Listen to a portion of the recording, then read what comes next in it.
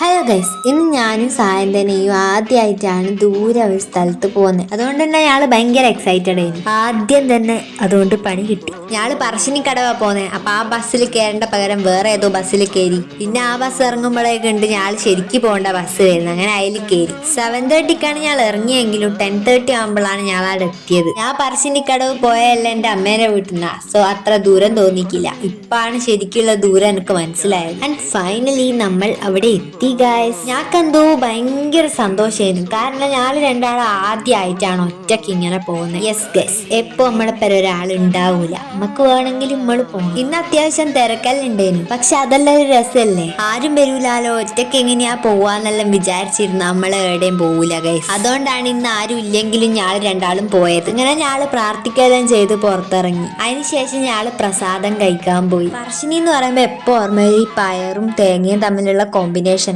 ഇത് സീനാണ്. അങ്ങനെ നമ്മളെ പ്രസാദെല്ലാം എത്തി. ഇതിന് വേണ്ടിയാണ് ഞാൻ വെയിറ്റ് ചെയ്തത്. പിന്നെ ആൾ ഉപ്പിലിട്ട മാങ്ങയും കൈതച്ചക്കയും എല്ലാം തിന്ന്. ഇവിടെ പിന്നെ എനിക്ക് ഇഷ്ടമായിട്ടുള്ളത് എന്ന് വെച്ചിട്ടുണ്ടെങ്കിൽ ഇവിടെ കുറെ ഡോഗ്സ് എല്ലാം ഉണ്ട്. അവരാരും ശല്യം ചെയ്യൂല, അവരിമ്മളെയും ശല്യം ചെയ്യൂല.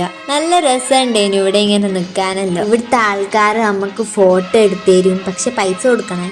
And we can spend some time on the boat. ഇതിനെല്ലാം പൈസ കൊടുത്താൽ എന്താ അടിപൊളി എക്സ്പീരിയൻസ് അല്ലേ, എല്ലാരും എക്സ്പീരിയൻസ് ചെയ്യ്. പിന്നെ കാരമ്പറമ്പാണെങ്കിൽ ഓളെ ഭാവി എന്താന്ന് നോക്കാൻ വേണ്ടി നിൽക്കുന്നു. ഇനിയാണ് നമ്മളെ ക്ഷമ പരീക്ഷിക്കുന്ന സമയം. അതെ ഗൈസ്, നമ്മൾ ഫുഡ് കഴിക്കാൻ വേണ്ടിയിട്ട് ക്യൂയിലാണ് ഉള്ളത്. താഴേക്കെല്ലാം ജനസമുദ്രമല്ലേ, ജനസമുദ്രം. കുറച്ചു നേരം നിന്നാൽ എന്താ നല്ല ടേസ്റ്റുള്ള ചോറ് തിന്നു. പിന്നെ ഞാൻ ആടെയുള്ള എല്ലാ പീടികയിലും കയറി. കമ്മലെല്ലാം കണ്ടു കഴിഞ്ഞാൽ കാരപ്പറമ്പിന് പിന്നെ ഒന്നും തിരിയില്ല, ഒക്കെ എല്ലാം വേണോ. പിന്നെ അവസാനം ഞാൻ എങ്ങനെയല്ലോ ആ വലിച്ച് ബസ് കൊണ്ടിട്ട്. ഏറ്റവും വലിയ ടാസ്ക് എന്ന് പറയുന്നത് ഈ ബസ് കയറിയിട്ടുള്ള പോക്ക. അങ്ങനെ അവസാനം ഞാള് വടകര എത്തി. ആടുന്ന് ഒരു ചിക്കു ഷേക്കും കുടിച്ച് ഞാള് നേരെ വീട്ടിലേക്ക് പോവാണ്. Okay, bye guys.